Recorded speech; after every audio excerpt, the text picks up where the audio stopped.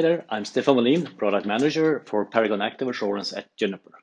Lately, I've been thinking about two related topics. First of all, the drastically increased requirements on network quality, both for business use cases and home work use cases. We can't live without a high-performing network. Secondly, all the promises around 5G are rotating around high-quality services. So, of course, this is connected to networks becoming super critical when it comes to performance.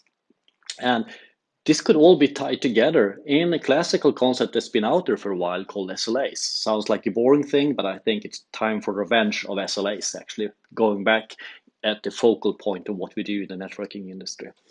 If we look at SLAs, first of all, in the sales moment, when I have my broadband provider talking to me about their high quality services, they talk about high bandwidth, fast response times, low latency, jitter, etc. The same for business relationships. However, when we go to the actually monitored in the operation center, mostly we see that the device health is monitoring. We have alarms and performance counters from devices, from infrastructure, not really relating to the individual services by customer by customer. Thirdly, what's the SLA in the contract? And that's even worse, maybe. Many SLAs today are just measuring ticket resolution times in hours, and it's based on network outages. I would say outages is sometimes not even a problem because I have an outage, I just close my laptop, go down for coffee. But a sluggish network, intermittent issues, and going up and down in an industry, that's really bad. There should be no tickets and we should have control of the actual network health. So that should be monitored. So summarizing, SLAs are promising network quality with network KPIs. We should monitor those and we should manage those in the SLAs. I think that's a change we need in the industry. So can we actually measure that? Yes, meet active assurance.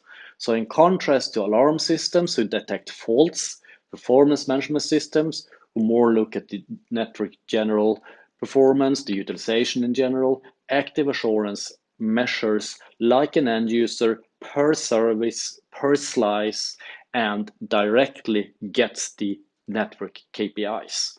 So with active assurance, you can be proactive because you are generating synthetic traffic. So already on Monday morning, you will detect if the network has issues before customers are onboarded. So at the data plane, measures like an end user is proactive because it's synthetic. With that, you can tie things together. You can sell network quality, you can monitor network quality, and you can manage SLAs where you promise to deliver the network quality. So I talked about active assurance. Does that mean that we have to throw the assurance stack away? No, active assurance is in most cases the missing piece. Let me explain that a little bit. So looking at a typical assurance stack, most of us has a fault management system, looking at alarms. Is the device broken or not? The interface up and down or not? Important, but doesn't tell the service health. Secondly, we have performance monitoring systems, looking at the overall network health, utilization of links. Secondly, we probably have passive probes that will give you an understanding of traffic flows in the network, what kind of protocols do we have, more from a centralized place. But what we're saying is that you're lacking the active piece, the last piece in the stack, looking at services end to end at the data plane. So that wraps up this short video blog. Good luck out there, and remember, active assurance will measure your SLAs as you're promising. Thank you.